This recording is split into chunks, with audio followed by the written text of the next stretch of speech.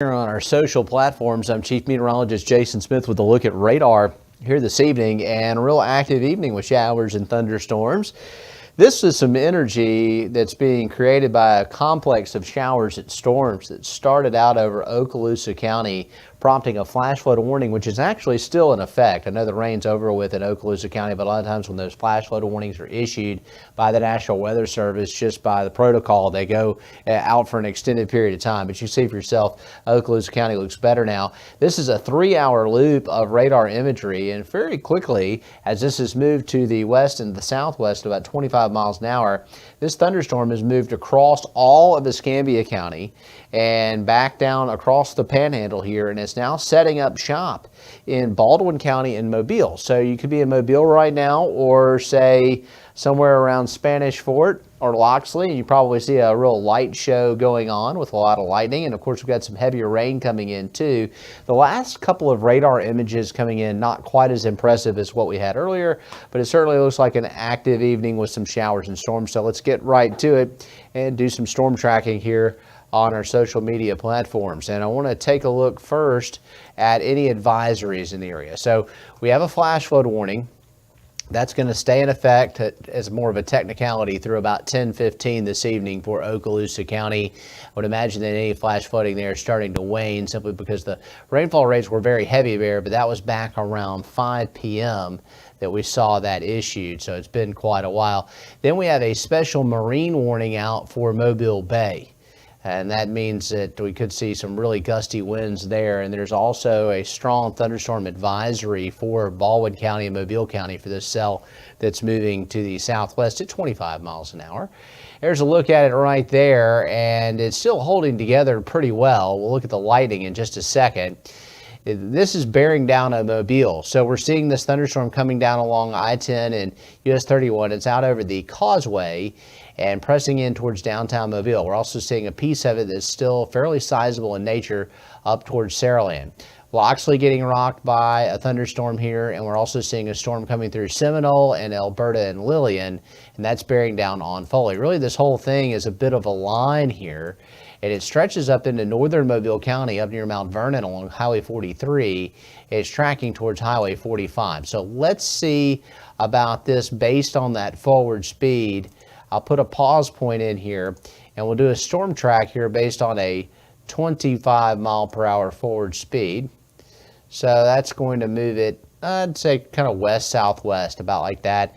Well, that'll put it in the Mobile area at 8:25. So before news time tonight, we should be seeing this move through Mobile and then getting into Sims by 8:44. So about 15 minutes to 9, it'll be crossing 98 and headed in towards Wilmer by almost 9 o'clock. Same thing for the Dawes area, getting out past West Mobile there. And then if it holds together, Alabama Port by 9:20. Now, will it hold together? Well, the atmosphere is trying to stabilize.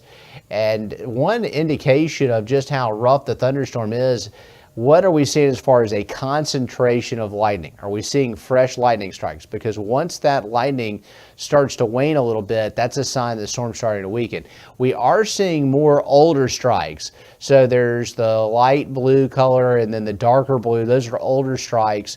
And so that may be a sign that the concentration of lightning is not as intense as it was. But we still have lightning strikes going on over the Mobile-Tensaw Delta. So this thing is not falling apart completely.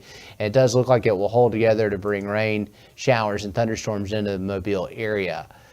This radar loop is a 1-hour loop. So in 1 hour, it's made it from essentially Stockton and Bay Minette almost down to Mobile. So you'd imagine in another hour, it's going to be about 3/4 of the way across the Mobile metro area and then out into western Mobile County by the 10 o'clock hour.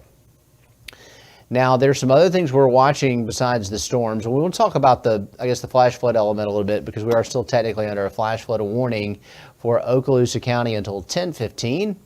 And looking at our rain totals today, Crestview area saw some pretty intense downpours, but it looks like we actually saw heavier rain outside the warned area right on the Santa Rosa Okaloosa County line. We saw about 3.4 inches of rain. A pretty similar amount there being reported on off towards the east-southeast of Crestview, and then the Bradley area, and then up towards Bruton looking at some heavier rain there, about 2.4 inches of rain. Now, how did the entire area stack up as far as rainfall today? The far inland spots, a scorching hot day. Evergreen, Monroeville, Thomasville, heat index was up around 108 to about 110. You're under a heat advisory again tomorrow. Didn't see much rain in Washington County. We're starting to get some showers now, and showers and thunderstorms in parts of the area as we look at southern Baldwin County, a little bit drier, but we do see the rain slipping your way. So we did see rain over about half the area. May get a little more before it's all said and done tonight.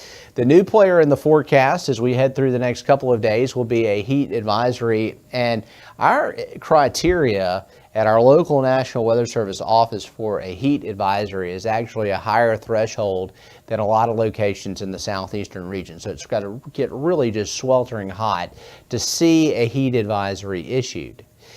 And the heat advisory is going to stay in effect for the Gulf Coast for Thursday and Friday, and that's for a heat index at 105 or higher for 3 hours or longer. So we've got a prolonged period with hotter than average temperatures, and that's going to be the case Thursday and Friday. The heat index modeling has come back extraordinarily high from what we would normally see on an average summertime day. Here's a look at some of those values, and I've got a little graph here I want to show you that we put on Fox 10 News at 5 p.m. that predicts the heat index over the next 24 hours for the inland plot points in our area.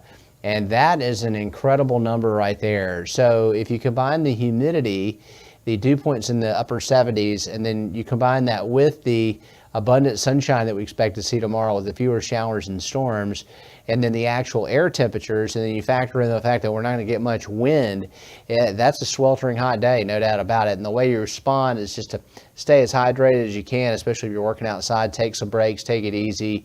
You want to try and drink a good bit of water before you even go out. Get ahead of the game, get hydrated before you even go outside. This is some serious summertime heat, stuff we're not really accustomed to. One final thing I want to look at before we take a quick look at radar, and then I'll stop to get ready for Fox 10 News at 9 p.m. The tropics are really quiet, and this is fantastic. Hopefully that'll continue to be the case. All right, looking at the current setup on radar one more time. Showers and storms coming through the area and moving very quickly off to, let me put it back on camera there, moving quickly off to the southwest at about 25 miles an hour. I'm not seeing the darker coloration on radar that we had earlier, so that is a positive sign there. But there's still at least some moderate to heavy downpours associated with this thunderstorm, and it looks like it's going to be coming right through town here within the next 45 minutes or so. So if you're in Mobile and you're seeing that big light show, got a thunder shower coming through, it should last about 30 to 45 minutes, and then it'll wind down. And after that, we should see a reduction in the rain for the rest of the evening and a decreasing trend on the showers and storms. Lower rain chances tomorrow and Friday with a much bigger issue with the heat, big upper ridge pattern developing. In fact, if you want to see what's causing that, I believe I've got a graphic here that I can show you. This is a upper air chart, okay? And so this is what's going on in the upper levels of the atmosphere. And kind of interesting here, I'll pause it right there. So in the upper levels of the atmosphere tomorrow, we've got a sprawling ridge, and all the wind arrows around it are going clockwise. And so that is an upper level ridge. And this ridging pattern is what's creating the heat. There's basically a piece of that ridge that's coming down into our area, and this is a big heat ridge. And so there are actually excessive heat warnings for parts of Mississippi and up here underneath this ridge as you get further out into the central United States. And it'll take this ridge breaking down, which will happen about first of the next week, for us to get out of this hot pattern. In the meantime, we're going to keep having to battle the heat across the Gulf Coast. Complete forecast is coming up later tonight on Fox 10 News at 9 and 10 p.m. See you then.